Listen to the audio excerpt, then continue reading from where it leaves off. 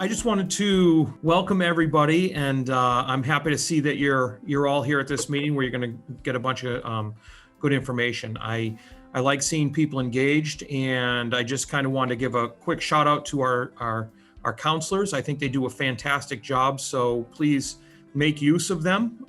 If you have any questions or anything like that, make sure you reach out and contact them because they can be very helpful with the smallest question or keep you on the right track, even if you somewhat know what you want to get involved with. So I appreciate it, and your students are in great hands, and they're a wealth of information. So welcome.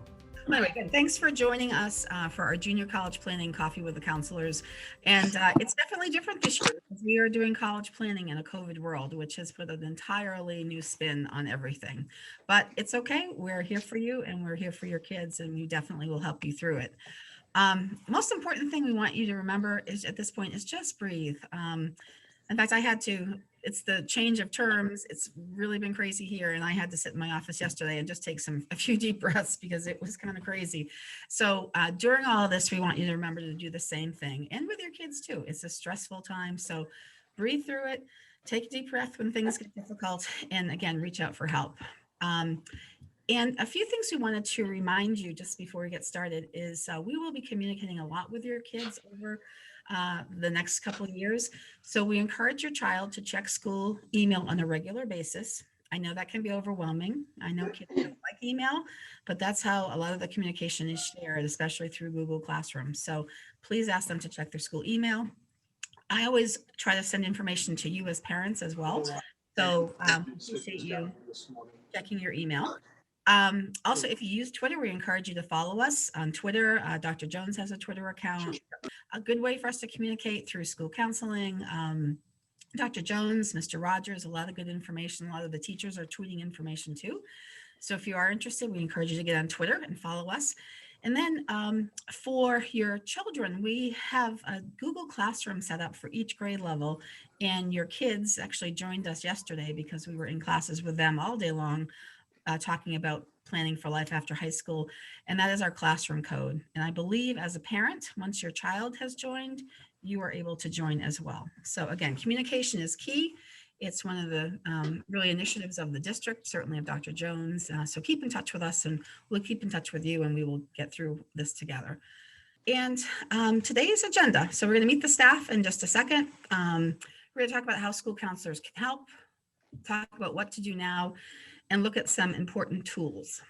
And then we have time at the end for some questions and conversations. We have kept track of many of you listed questions when you signed up, and so we'll be addressing those as well. But feel free at the end to jump in with questions. You can unmute yourself at that point. You can put them in the chat, whatever you feel most comfortable with. So at this point, we're going to meet the staff. So you know me, I have Ruth Carrigan, Director of School Counseling, and I have the A and B part of the alphabet. So Mr. Murphy, on to you. Good morning, everybody. I'm Mr. Murphy. If you don't know me, it's probably because I'm the new school counselor here at Whitman-Hanson. I took over for Mrs. Garrett, so I do have the C through F students here. I may be new to the full-time position of the counselor, but I did intern here last year, so it's been a smooth transition for me, even though it's in the middle of a pandemic on Zoom, and I have a lot to learn still, and it's good. But if anybody has any questions, please feel free to reach out to me via email, and I will or call me. I'll do my best to get back to you as soon as possible. And with that, Ms. Seelig. Hey everybody, I am Courtney Seelig. I have everyone with the last name G through L, so G-H-I-J-K-L. Nice to meet you. So now, Ms. Rivera. Hi everyone, I'm Ms. Rivera. I am the new administrative assistant. So if anyone needs help finding their counselor, working permits, I'm here to help. Good morning, everyone. My name is Dom Amato, school counselor, and I have last names Q through Z. And I do have to thank Mr. Murphy because in previous sessions, it was like Mr. Amato was a thorn among all these beautiful roses here in the school counseling staff. But now that Mr. Murphy's here, I'm going to learn from everyone. But it's a process. We're really happy to have you here and impart some great wisdom to you. So hopefully you'll get a lot out of this. Welcome to our little coffee with counselors. Great. And Miss Bradshaw, we don't have your picture up, but can you say hello? Sure. Hi, everybody. I'm Miss Bradshaw. I am one of the school counseling interns this year. I'm finishing up my graduate degree at Providence College currently. Hopefully be graduating in May. And I'm kind of helping out while Miss Cunha's out. So again, if anybody has any questions, I'm happy to do as best I can. Miss Campbell, Tony Campbell is our other intern. She's doing a great job as well. She is a school counseling intern, finishing up doing her master's degree at Bridgewater State University. So we feel really fortunate to have our interns. They're a great part of our team, really do some amazing work, and just really happy to have them.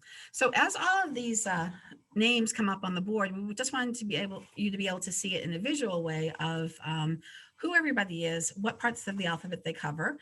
And so at the top, you have the school counselors, which again, we just met you, and we cover things like academic planning with your kids. We do some social emotional work with your students, all the college and career planning with your students. So that's really kind of our, those areas are our specialties. And then below us, you see the school adjustment counselors, Ms. Dalton, Mrs. Seiden, Ms. Robershaw, and they deal primarily with social and emotional needs for students. They're a wonderful part of our team, do a great job. So we want to let you know that there is support above and beyond the school counseling team. And then we've got our interns listed below there. But anyway, that's our staff. So before we kind of get into everything this morning, we just wanted to spend a minute on the Career Connections Fair. And this is something that I can't even tell you how happy I've been with this. We've had 2 so far. It's been great. And our interns have done most of the work on this. So Peyton, why don't you tell us a little bit more about this? Yeah, sure. So we as interns were kind of given the feat of putting on a virtual career fair. Usually we do like a big career day where we fill the library up with tables, and we have 100-ish or whatever it was representatives come in. So we're trying to fill that void in this virtual world, and it's turned out pretty well so far. The first week we did protective services, and it was great. We had like 6 presenters. So each presenter has like a 10-minute kind of spiel of how they got to where they are, any advice they have, any sort of like tips for if somebody wanted to become a firefighter or whatnot. And then they all have offered up their personal contact information, which I think is awesome for students who are trying to get into a certain field, because I know like making connections is a big part of it. It's how I got to where I am today. So I always encourage them to take advantage of that. And students can sign up. It's all in their Google Classrooms. And yeah, so it's been going pretty well. We also record the sessions and then post them after. I think the first 2 have been posted. But it's 7 weeks, so we're on to week 3 next week.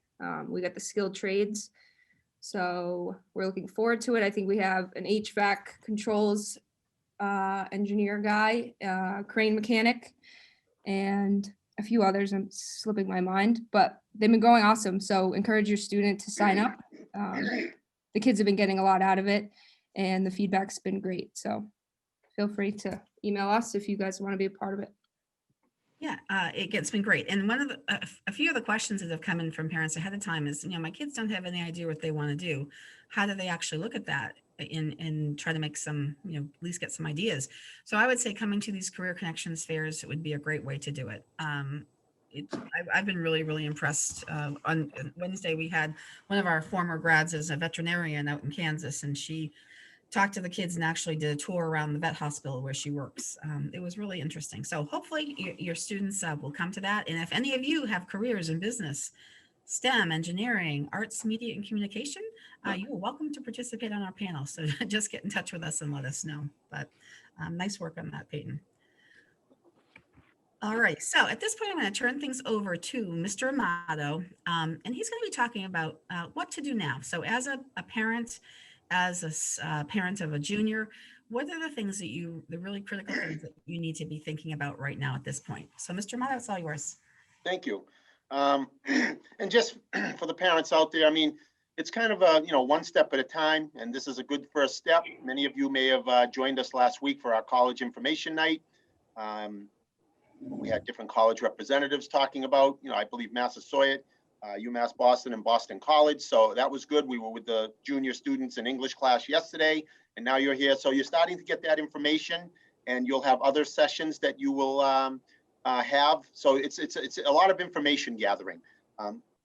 So as a parent, I've gone through this. I have a current senior. So I just want to share some of my, personal standpoint, but certainly signing up for the SAT would be important. We, Whitman-Hanson, will be offering a school day on March 24th on a Wednesday. So that'll be very important. And you hopefully have received the information and the link. I believe the sign up is as of up today, I believe. Today is the last day for our March 24th SAT, but it's very important. I know in the COVID world, there's a lot of, confusion sometimes, but colleges, for the most part, have different policies as far as standardized testing. One of many things that are required for acceptance to a four-year college in the SAT or the ACT exam. Colleges will accept either one, but certainly if you sign up on the link for our March 24th, many colleges will allow you to take the SAT multiple times. They super score and they'll take your best score. So for example, if you wanted to take a May SAT, it would have to be at an area high school, but we are offering, we're not going to have the Saturday testing that we had in the past, but we will have it here on March 24th, which is a Wednesday. But you are able on a College Board account, when a student sets up their account, they can take it multiple times. May and June are typical, but colleges will super score and take your best score if you take them multiple times. I do want you to also know that there are some colleges that are what we call SAT optional, that the SAT is not something that they'll look at. If you choose not to take the SAT and a school is the SAT optional, then they'll look at other things like the transcript and teacher recommendations and their activities and maybe a resume or maybe an interview. There'll be other things that they'll look at a little more closer in lieu of not taking the SAT. Now, if you want to write this down, it's called FAIR, like life isn't fair, FAIR, FAIR Test, all one word, fairtest.org. And I looked at it last week. I believe it might be about 700 or 800 schools up there on the list now, out of maybe 7,000 across the country. But it's a list of schools that are SAT optional. So it gives you a choice, gives your child a choice. If they don't feel their SATs are a true reflection of them, then fairtest.org lists the schools that are SAT optional, and you can kind of use that as part of your process, whether or not to use the SATs.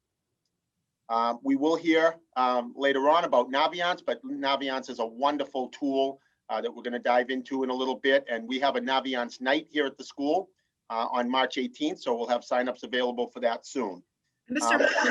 Amato, Yep. I just wanted to mention another thing about SATs. So Yep. COVID has completely changed the admissions world in terms of SATs. So for this year's seniors, many of them signed up 2, 3, 4, 5 times to take the SAT, and they were not able to do it because test centers continued to cancel tests. So what that caused in the college world is the schools to really look at things very differently. So almost all schools for this year's seniors are test optional. Not every single one, especially the schools down south, but most schools across the country are test optional because the kids simply did not have an opportunity to test. What's changed is that I know, talking to Howard Singer at the college admissions program, is that most competitive schools, their application rates went way up because kids didn't need to submit their SAT scores. So that this, in terms of what's going to happen for your kids, it's still to be seen. My guess is that most schools next year many of them will remain test optional as well. And who knows, in the future, the SAT, it may go away. The schools are looking at different things now, looking much more heavily. They always have the most important thing is the transcript, but they're looking at much more heavily at other things. The essay, for instance, is more important.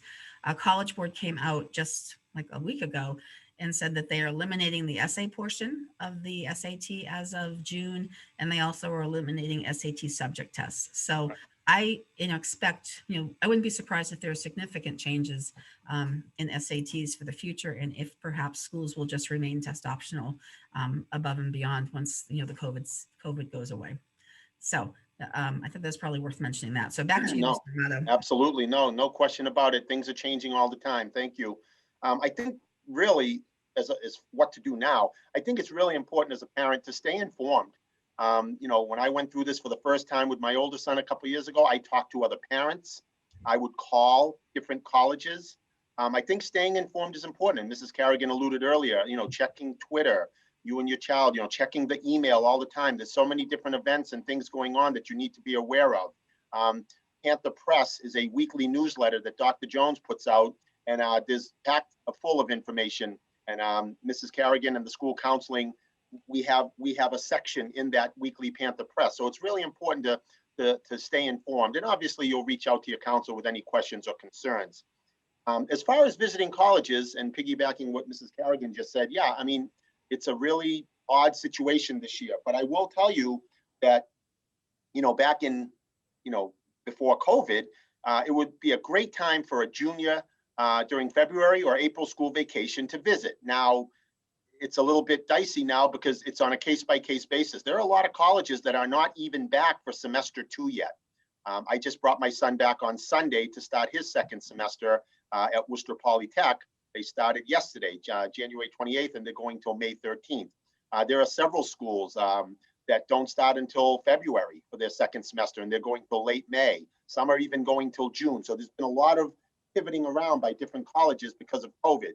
But what I did with my son in the fall as a senior is that I called various colleges that he was interested in. He had used Naviance, and again, Mrs. Seelig will talk in depth along with Mr. Murphy about Naviance, but we were able to kind of get a list of schools that he was interested in, and we called the schools, and several were not doing live tours.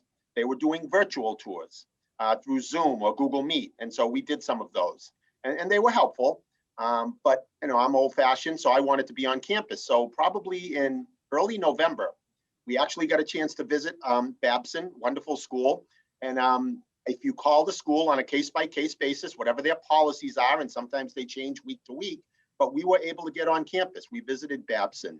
We visited Bridgewater State University. We actually got a chance to visit, walk around campus, and it was really good. And to me, that makes a big difference. An interesting thing with Stonehill was that they had what's called self-directed tours.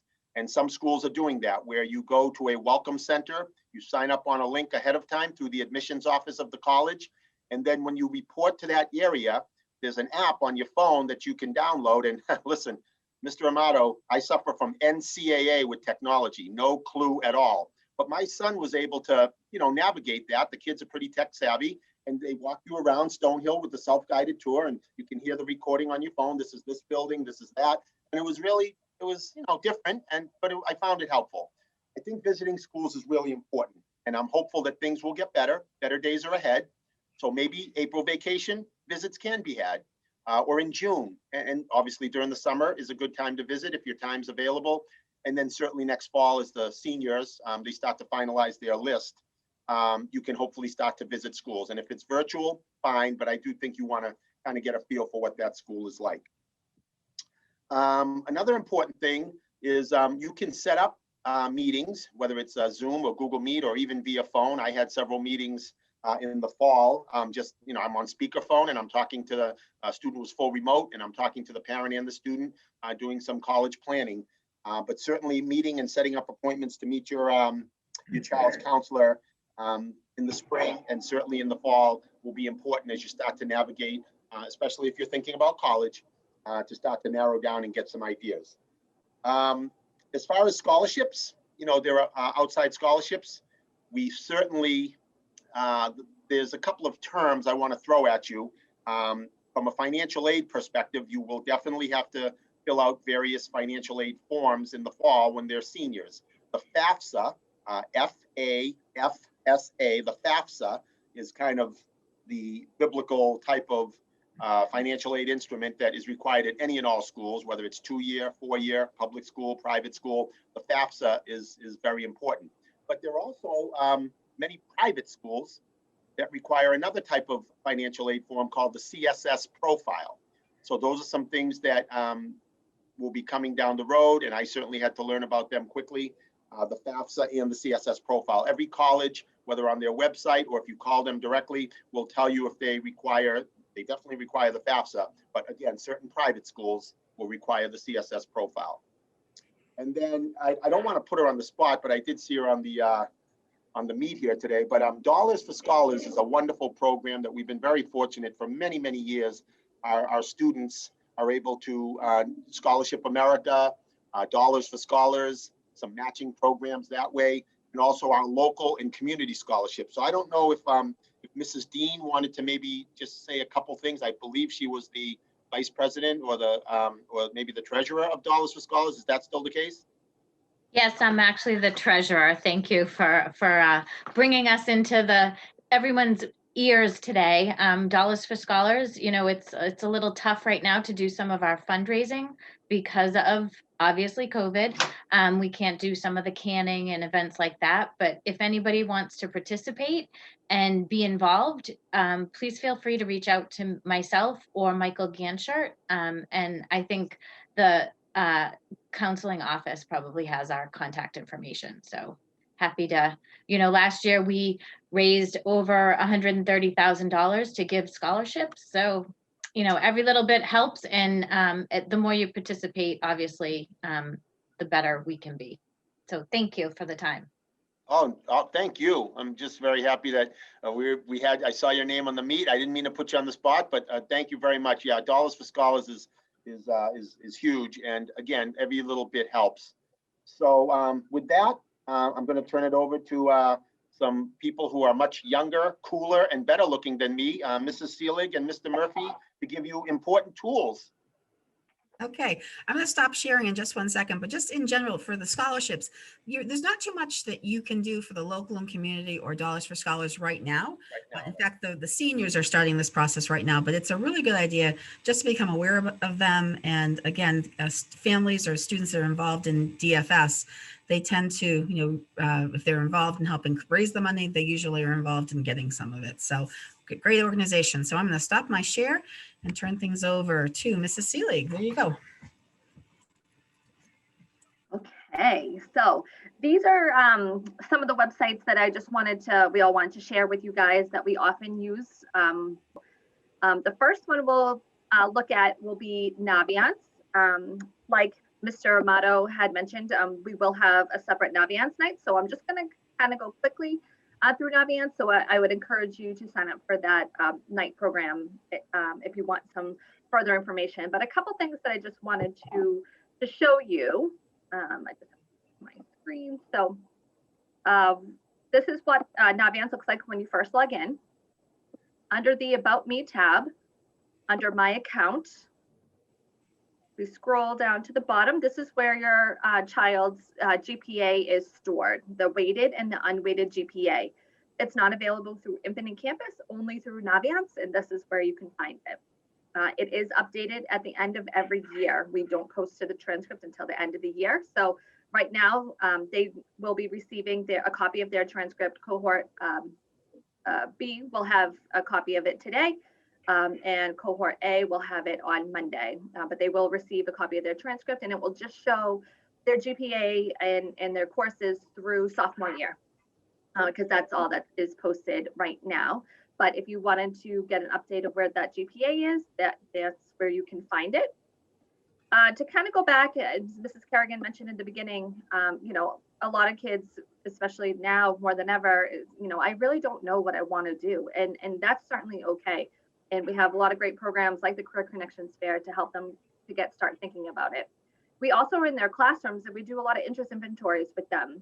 But because of the COVID world, we weren't able to do one of our more extensive interest inventories with them last year, but it is still available for them to take. So the one they did do was this career interest profiler. We partner with our history department and we go in and do a career lesson with them. And they take this pretty brief interest inventory, and it will match them to certain careers based on how they answered the inventory, based on their likes, their interests, and how it breaks it down is by the level of preparation or education that you would need to be able to do that job. So, you know, whether you can just do that with your high school diploma, whether you might need some additional post-secondary training. You know, we are not a vocational school, so we're not training you to be a medical assistant. So it might just need some additional training there. And then some additional considerable preparation might be that 2-year or 4-year college and extensive prep, you know, beyond there. So not only does it give you a great list of career choices that would be matched, but it also just gives you that level of preparation needed to be able to do that career.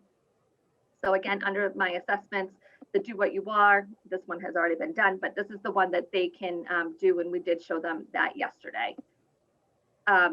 You can also have your own access to their Navient account. You don't have to wait and try to go through their own username and password. So you can just email your child's counselor and we can set you up with your own access. So you can see all the same information that they see as well. Under the college tab, you can do some basic college searches. You can just look up some colleges, and you can save all of this information in your account as well. I think that's my favorite part about Navient is that you really can't screw anything up, you know, so I really would encourage you just to get on there and just like play around and see what some of the opportunities are, you know, that information that you can get through Navient. So let's just say I'm going to be selfish. I went to the University of New Hampshire. So I'm going to take a look at that. I could just type it in. And it will bring me to all the information that you would find on their website. It's just kind of located in just one central location right here at Navient for you, which is sometimes really helpful. Like Mr. Amato had talked about, there's a link directly to their virtual tours. Some other colleges put on here, if they have specific information sessions, you know, if they have a nursing program or an engineering program, they may have very specific information sessions for those prospective students. So sometimes they have a link right on here. You certainly can get all that information directly on the college website as well. But again, just like the overview, you know, what is it? What are they looking for? What's the graduation rate? One area I kind of like is this college overlap. So basically what Navient does is store all of our student data. So it has all the information from students back from 2010 of where do Whitman-Hanson students go and whether or not they were accepted, waitlisted, deferred, or denied. So this is really helpful in trying to build that college list. Sometimes, and we're in this, you know, college overlap is, all right, I like UNH, but I'm not really sure what other schools, you know, would be similar to that. If you click on that college overlap where we are right now, it will give you a list of other schools of students that apply to UNH from Whitman-Hanson. What other schools did they apply to? So you can see UMass Amherst, Bridgewater, URI, UMass Boston, Roger Williams. So sometimes I think this is a helpful way just to kind of get a gauge of what other schools are like a school that you already know and have some interest in. So I think that's kind of helpful in that process. The biggest helpful tool in here is going to be the scattergrams that we have. That's under the admissions tab. Again, you can just click on all these things and you can't screw it up.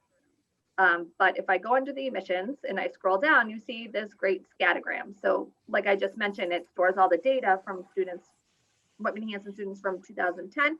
And here's all their decision, whether they were accepted, denied. The key is right here for you to take a look at. But I am always, or your student is always going to be this blue circle right here. And based on GPA and SAT scores, and they will have their PSAT scores in there right now, it kind of puts me on this map of where other students similar to my own credentials of GPA and SAT score and whether they were admitted or not.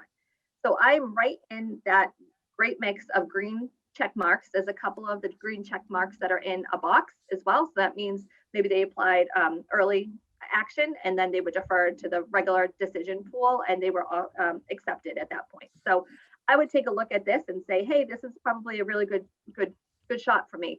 I'd probably list that right in that probable school when I'm building my list of, you know, reach, probable, and safety. So not only, you know, does it give you a wealth of information on here about the college and the programming that they would have to offer, student life, how much does it cost, but also it really gives you that helpful gauge of, you know, what's my chance of actually getting into the school. So that I find extremely helpful with building a list for students. The other really great tool that we use, and they are all direct links right at the bottom of our homepage on Navient, is the College Scorecard, Occupational Outlook Handbook as well. So we'll go to the College Scorecard.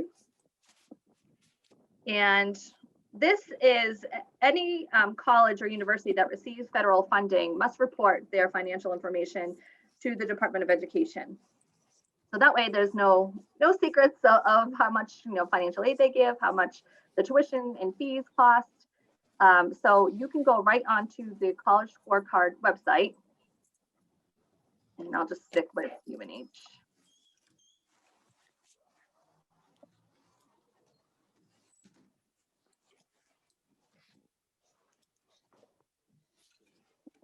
And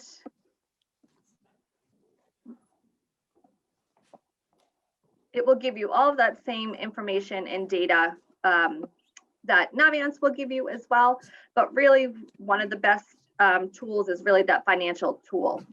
You want to kind of take a look at how much does it cost, what's the average expected contribution for families by income. It can bring you right to your net price calculator. Every college must have one of those. Mr. Murphy will talk about that in a second. But also financial aid and debt. So it will give you what's the average, how much are students taking out in student loans to attend the University of New Hampshire? And when they graduate, what does that typical loan payment look like? So this is really, the kids, unfortunately probably don't pay attention to this part as much, but I know that you do. And it's certainly something that we talk about with them.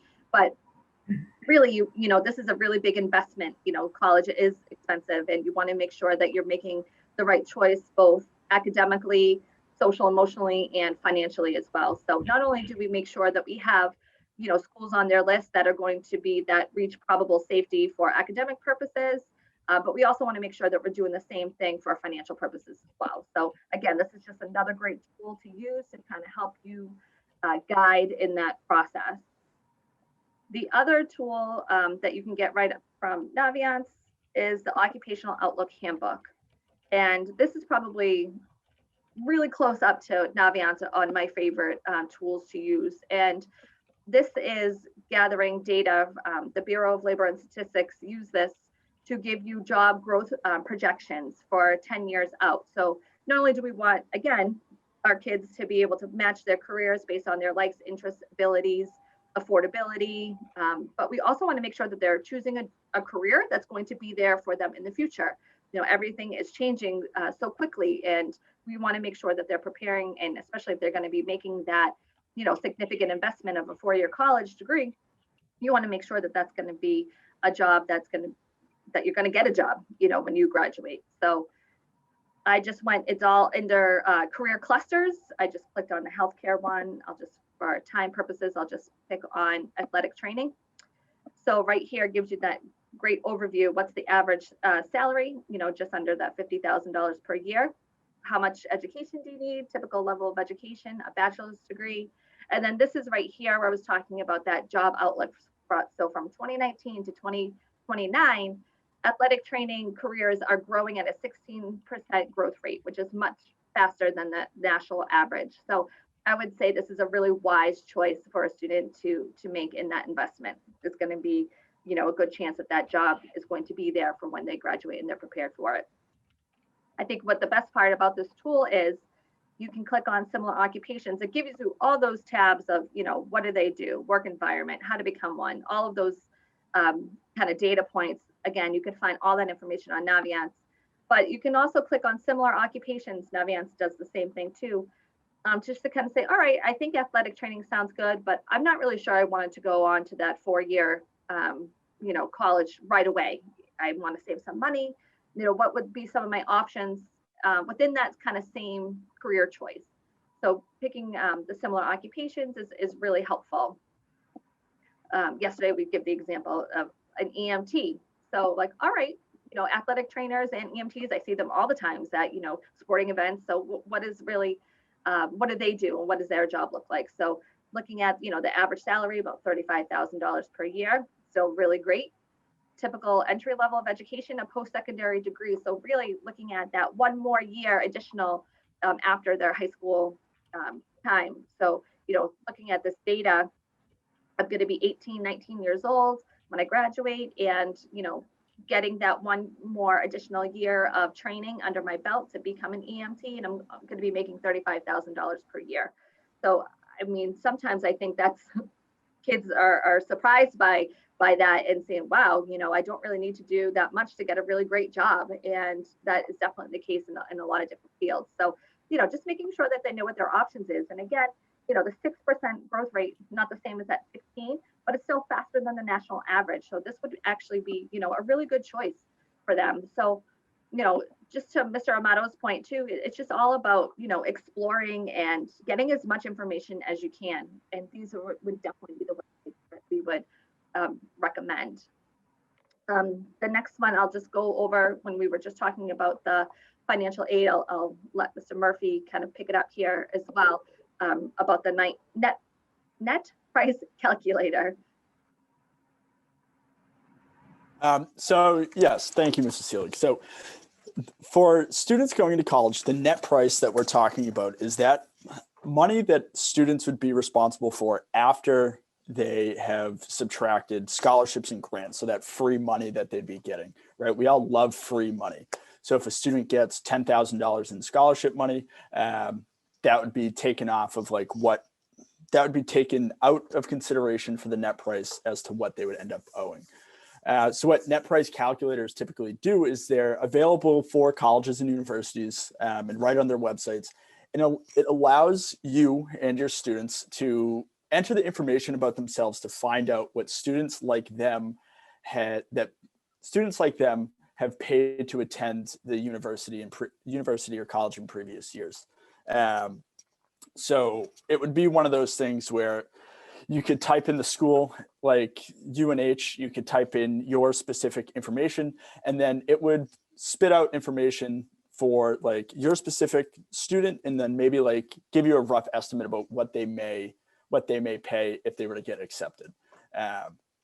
Obviously that can change just based on, how many scholarships they get, if they get grant money. But it's just a good tool to look at to, again, make sort of a more informed decision when looking at college and what they would be responsible for paying.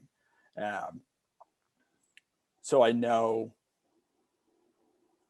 sorry, Ms. Seelig, on my page, it's just very slow. So I know like the compare awards worksheet that UNH shows, you can put in cost of attendance, and you can really just track to find out how much money, you might be paying, just because it is important to make that informed decision. But the next one that would be looking at is MIFA, or the Massachusetts Educational Financing Authority. And the reason why MIFA is, a really great tool to look at is they just offer a lot of information for parents. They offer free webinars throughout the year that you can attend to find out, different things about maybe how to stay for college, how to, apply for MIFA loans. It allows you to make a plan to figure out like how much money should we try to save to allow Timmy to go to the school of his dreams. And then, it really does do a lot with student loans as well.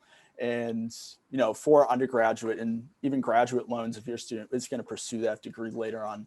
And it just gives you, various repayment options, and it gives you loans to be able to take out to help students afford college. This is one of those. Mr. Murphy, Can I just say something? Absolutely.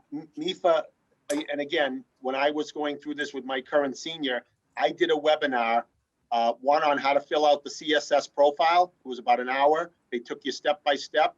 It was a Google Meet, and there were about 50 parents on there, but it was a step by step by a MIFA instructor on the steps on how to fill out the CSS profile. Again, financial aid form that is required at many private schools, and private schools obviously are more expensive than state schools. And they also had a training and a webinar on the FAFSA. So I definitely concur with you on that. And MIFA is very valuable with webinars and parent sessions that are very, very helpful.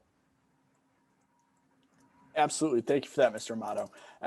Obviously, that's a wealth of knowledge that I can lean on as well, because I don't have kids. So it is one of those things that to hear from other parents that have been able to sit through these webinars is really nice. But it is something to check out because, again, the more we know and looking at college, the better decision that we can make for our student and make the right decision for them.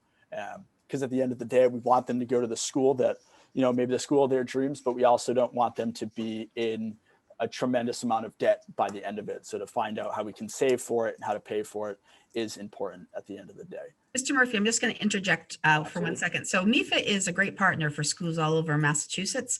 In fact, in a normal year, we would have MIFA come in and do a college financing workshop for parents. We also had them come in last year and do a FAFSA workshop. So they actually helped students, parents and students in our computer labs fill out their FAFSAs.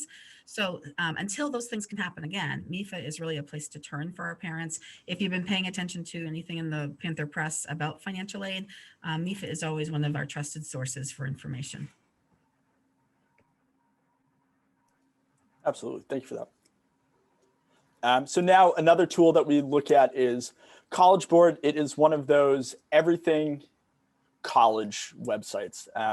This is where students typically will go to, register for things such as the SAT, the AP exams, PSATs, and it's just another really good tool to use when looking into that college search process, especially when we're signing up for SATs and AP tests.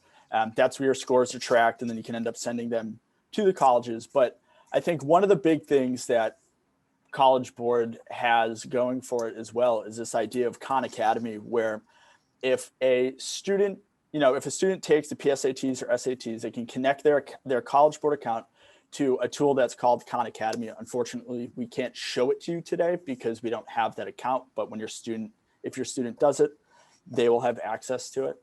But what Khan Academy will end up doing is it will give students a personalized study plan to help them study for the SAT.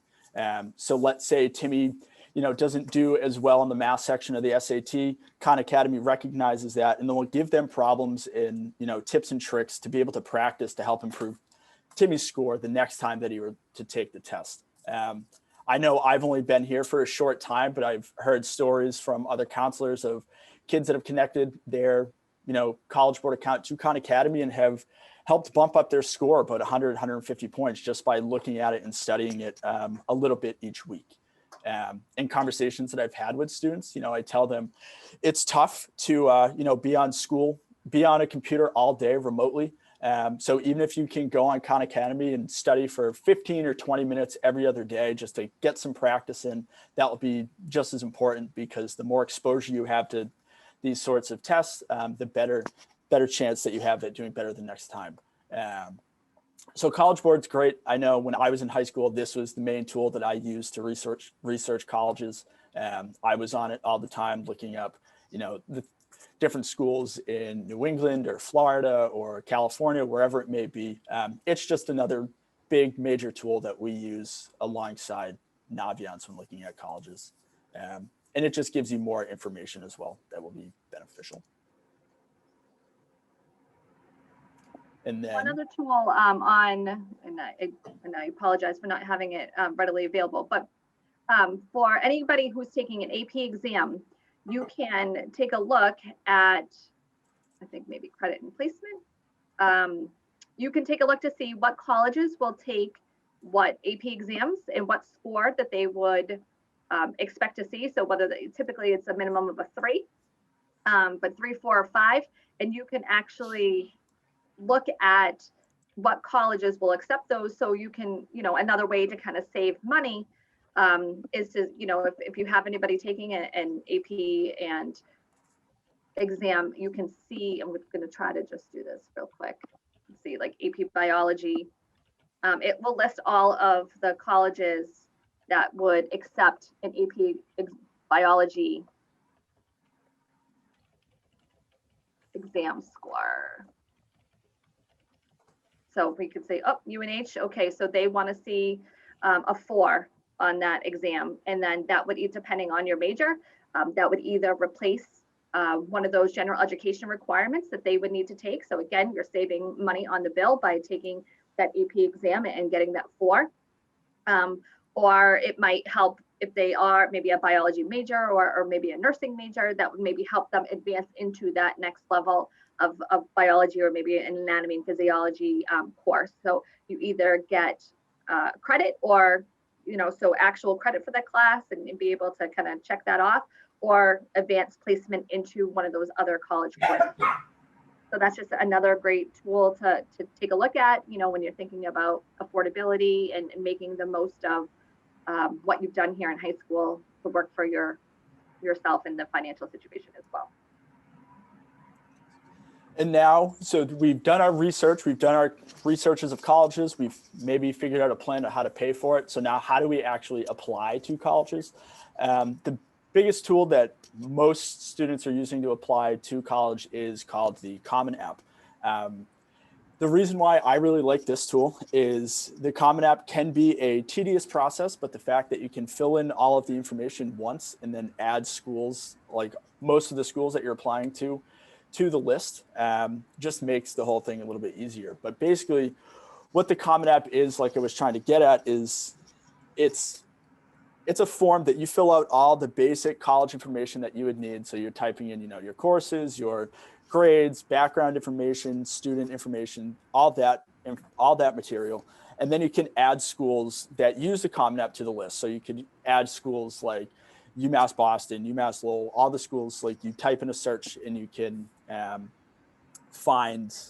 you can see if they're on it, add the school to the list, and then it just makes the application process a little bit easier.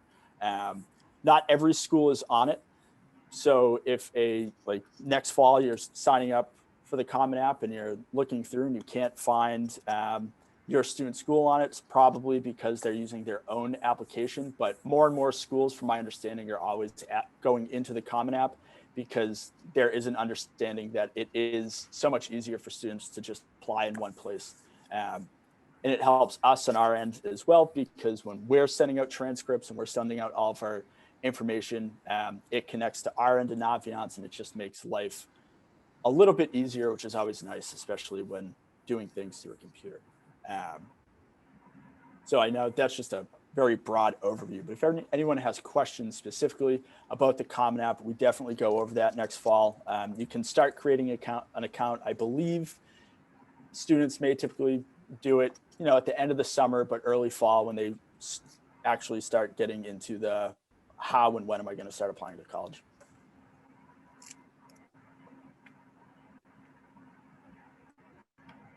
All of those links to the websites that we just went through are in the PowerPoint that have been emailed to you. They're all listed right here as well.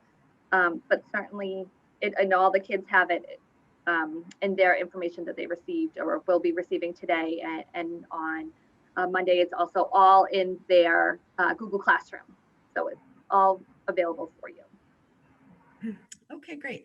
At this point, we're going to take some questions, and I'm going to ask one of the counselors. We do, before we get to the questions, I do want to ask you before you go to complete the evaluation form.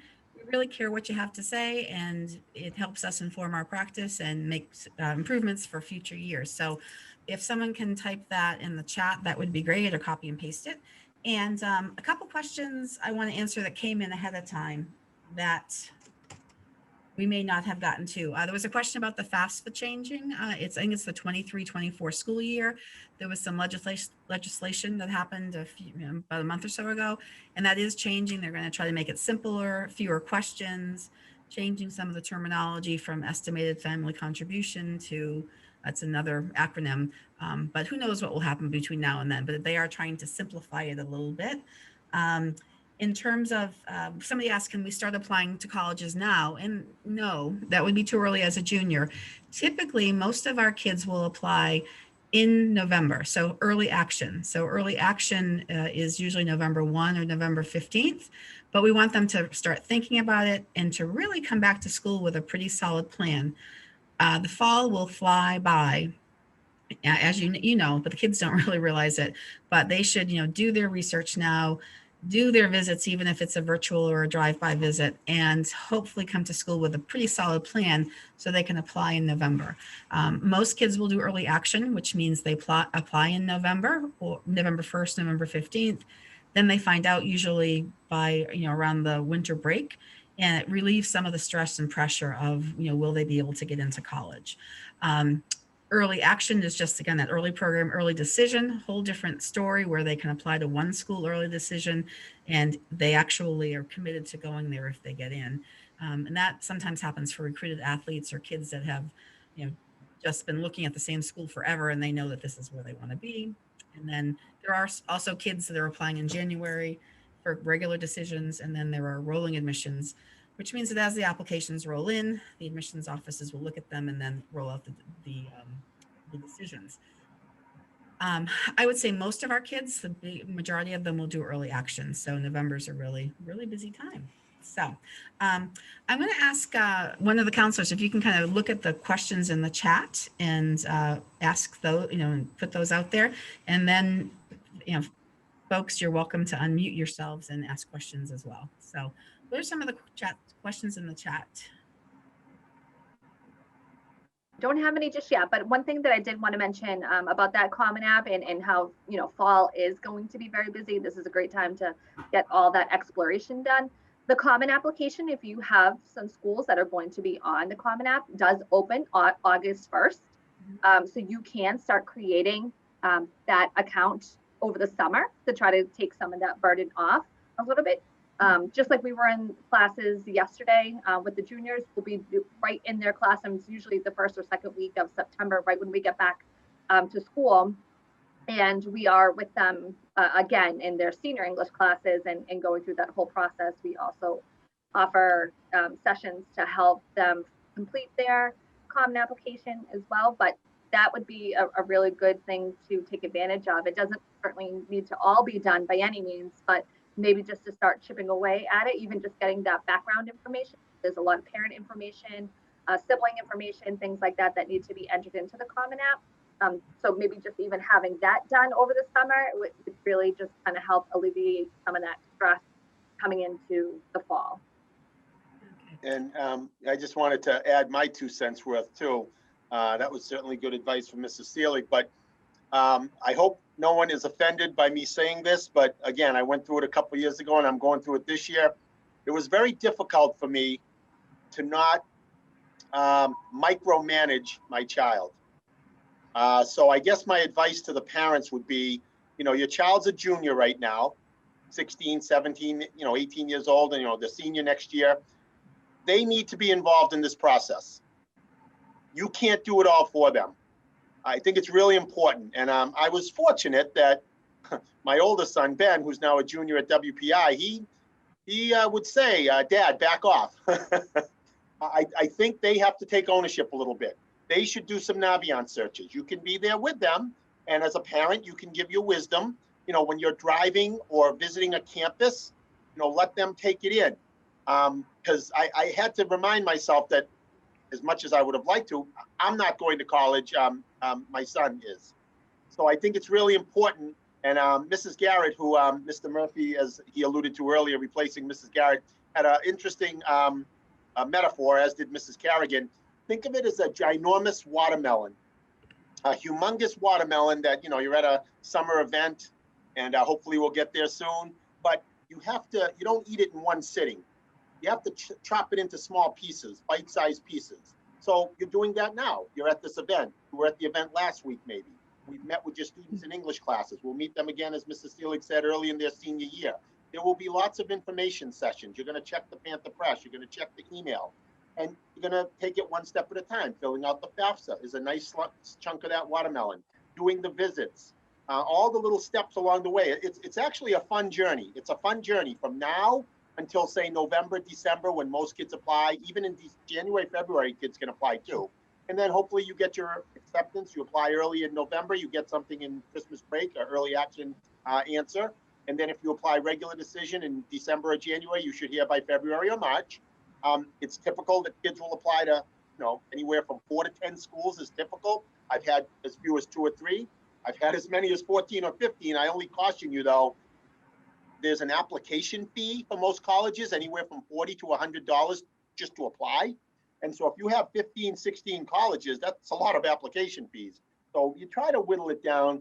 Mrs. Carrigan said, come back in September or August next year, maybe have a list of hey, these are my 10 or 12. And as they do further research, do some visits, take those SAT scores and see where their GPA and their SAT scores fall. Now maybe you've got that list of 4 to 10 schools that, and Mrs. Seelig had a great word, your reach school, a reach, probables, like I'm in the neighborhood, safeties that I'm definitely there. Because my son, Ben, he applied to 5 his senior year. He got into 4. I mean, it's not bad, 4 out of 5. He got into Bridgewater State and UMass Dartmouth, which are 2 pretty good state schools. He got into Stonehill and WPI, the school he ultimately picked. Those are 2 good private schools. He did not get into Tufts. So he got into 4 out of 5. I've had kids 6 out of 6, 7 out of 7, 3 out of 6. It just depends on what the credentials and categories of each school is different and has different admissions criteria. But enjoy the ride, but let the kid do some of the work. Good advice. All right, so I did see a couple questions. So Mr. Amato did say that to schedule an appointment with your child's counselor. So yes, we encourage those.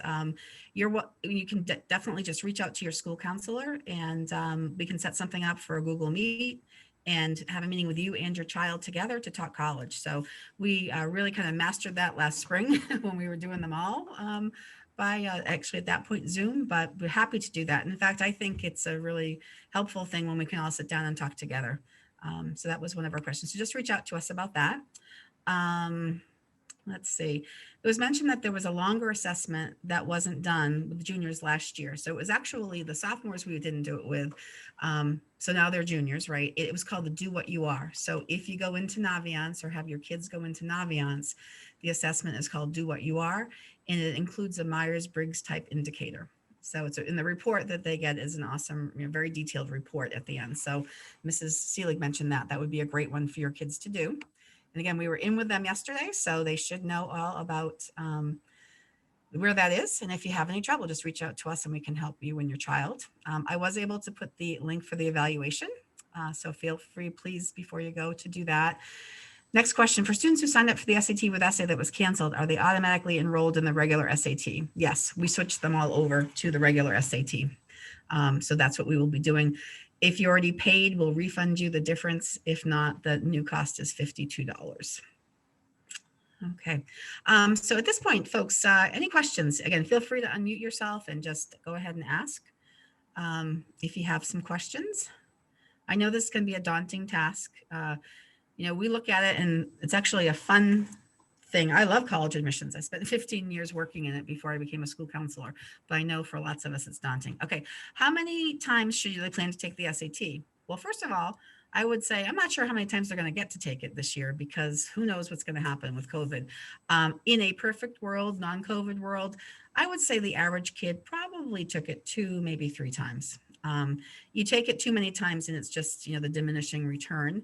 But we decided to offer the SAT here because we wanted to make sure we had a chance to give it to our students. We don't want kids from other schools in our building, so we canceled the Saturday SAT and decided to do it just for our students. So again, they will at least have a chance to take it once, and hopefully, if COVID retreats, maybe they'll have a chance to take it more than that. But again, as I mentioned, many schools are going test optional, but we still feel it's a good idea to give them an opportunity to take it because if they do well, it's something that they can use to help in the admissions process. Okay. Any other questions? I'm going to just check the sign up sheet and make sure I got everything from when you registered.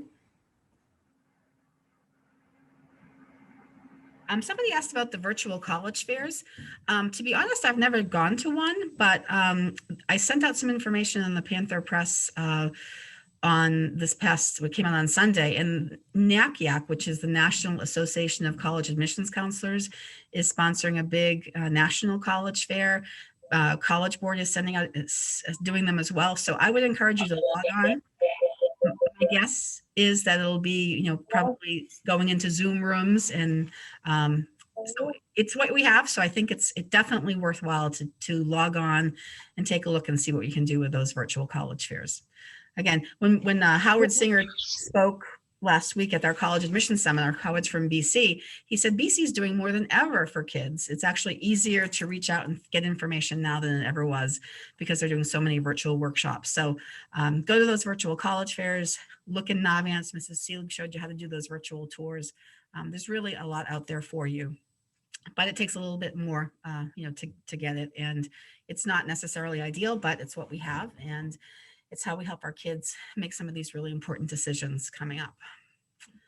There's a So, there's a question in the Okay. chat about what is a good or average score to look at? I assume that's for the SAT? I think it depends on where you want to go. If you're looking at the state schools and you're hitting around, 1,000 and you have a decent GPA, then that's okay. Schools, you're looking at, Harvard or BU or BC, they would love to have scores up in that 1,300 range. So it really depends on the school that you're looking for. And I would say that that's, a great question to ask when you're talking with your counselor about, some narrowing down some of those specific colleges and looking at Navient to see what the data points look like as well. So, all righty. Anything else? Okay. Well, I think if that is it, we will, unless I'm missing anything. Oh, there's a new message. Oh, okay.